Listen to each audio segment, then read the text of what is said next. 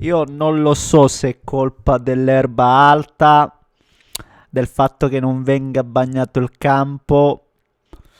Di certo in questo stadio contro il Cagliari la palla sembra più pesante, mettiamola così. Ovviamente ho ripreso dichiarazioni di Fabregas di qualche settimana fa e tutti ad attaccarlo, no?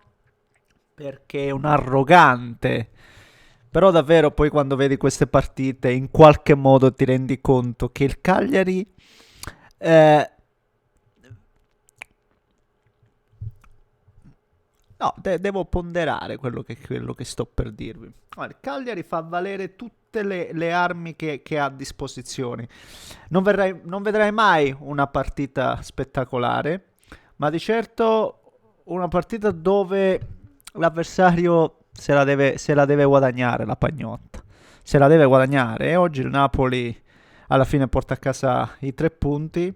Perché? Perché con il rientro di tanti ragazzi abbiamo visto adesso che ci sono anche tante soluzioni, anche in una partita dove non è che c'è stata massima brillantezza, massimo livello di agonismo e soprattutto ritmo, no? Vorrei partire proprio dal ritmo, visto che il confronto è abbastanza sbilanciato, no? Rispetto alle partite che abbiamo visto tra martedì, mercoledì, ma anche quella di ieri. Quindi non si aiuta Cagliari-Napoli da questo punto di vista, per forza di cose, quindi è anche un po' sfortunata, perché adesso torniamo alla normalità. E in questa normalità, lo ribadisco ancora una volta, il Napoli si dimostra una squadra che comunque, ragazzi miei, non voglio dire che è mancata sotto proprio l'aspetto, ripeto, dei giocatori che scendono in campo, perché adesso che ha varianti, ha soluzioni, tu ti accorgi che possono giocare col doppio play, possono magari giocare con due mezze punte, ancora non c'è Neres, ma altrimenti possono giocare con due terminali esterni di, di smalto e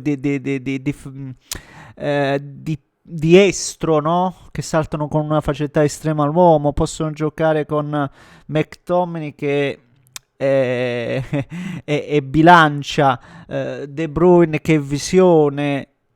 Ribadisco, adesso puoi mettere la corazza poi nei minuti finale con Anghissà, tutti i giocatori che ovviamente devono crescere perché non hanno avuto una stagione semplice, ribadisco dal punto di vista degli infortuni, ma quando li vedi tutti a disposizione, o quasi, penso ma davvero c'è qualcuno che crede che Conte vada via? Io non lo credo, eh. No, in questa partita ci dà modo di aprire anche altri temi, perché ripeto, poi del calcio giocato stasera non è che ci sia tanto da dire. Ma ci arriviamo. Prima, come al solito, vi invito a spolliciare per soddisfare l'amico algoritmo. Iscrivetevi se volete seguire i prossimi contenuti e torniamo ovviamente domani con le altre partite di giornata, per cui siamo sempre qua. Din don la campanella se volete. Grazie mille per il vostro supporto e sostegno. Sì, sì, sì, sì. Brevemente sulla gara, cosa c'è da dire? Un gol lampo, quello di McTominay che arriva su questa palla inattiva, lavorato, traversone buttato in mezzo di Politano, parapiglia in qualche modo McTominay e una sentenza. Un gol lampo che quasi non ha aiutato la partita, non l'ha aiutata perché poi il Cagliari non è che ti cambia canovaccio, no? Gioca su qualche tuo errore tecnico e infatti ha avuto una chance su che perde palla Oliveira, mi pare, pressato da Esposito, ma poi poco altro. Buona gestione della palla per il Napoli, che sicuramente ha avuto qualche situazione per chiuderla, ma non c'è stata quella reale forza, quella reale vigoria, no? Per dire Napoli ha voluto assolutamente il raddoppio e l'ha chiusa. No, non abbiamo visto niente di tutto ciò, anzi la partita poi si è ridotta anche nei minuti finali 10-15, dove per forza di cose a questo punto il Cagliari, sai che c'è, proviamoci, no? Almeno proviamoci.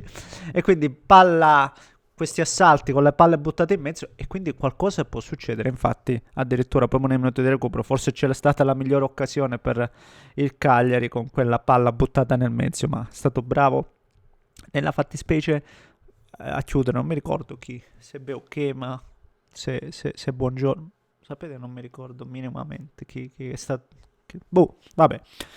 E, però ribadisco, Napoli che adesso può anche sperimentare, no? Può sperimentare. È partita con il doppio play Gilmour Lobotka, poi tolto Lobotka, ha messo Alison Santos, cambiando un po' le pedine e le caratteristiche dei giocatori.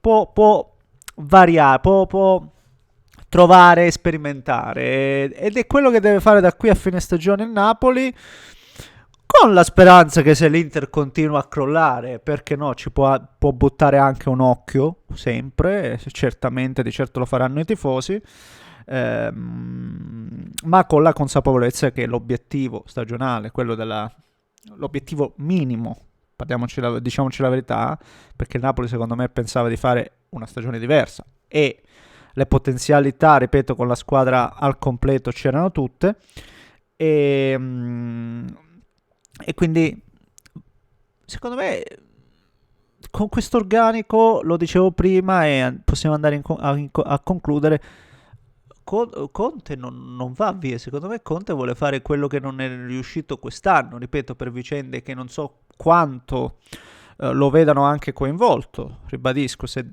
la preparazione, i campi, non lo so, lo stile di gioco che comunque è dispendioso e quindi può influire, non lo so, ragazzi, non ho risposte in tal senso. Certo è che quelle che sono sempre le sue richieste di mercato, e quella che è la sua valutazione, quella che è la valutazione delle rose della Serie A, dove potrebbe andare se lasciasse Napoli? Solo all'estero. Quindi questo è il discorso. Se lui vuole nuovamente un'esperienza all'estero, ok, altrimenti io credo che meglio di Napoli in questo momento per lui non ci sia altro, anche perché per livello di squadra, io ribadisco, per me ancora le più forti del campionato sono Inter e Napoli, per livello oggi di squadra. Poi progettualità e tutt'altro, possiamo buttare dentro tante altre squadre, ci mancherebbe. Per cui io non credo a quelli che dicono no, andrà via perché dopo 2 anni, massimo 2 anni.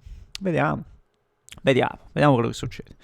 Va bene, signori, fatemi sapere cosa ne pensate voi, commentate, like, se volete iscrivetevi al canale. Un grande abbraccio da Neschio e niente, aspetto i vostri commenti sotto, va bene? Un abbraccione grande. Bonuel. Bonuel che siamo al 20 di marzo, Bonuel.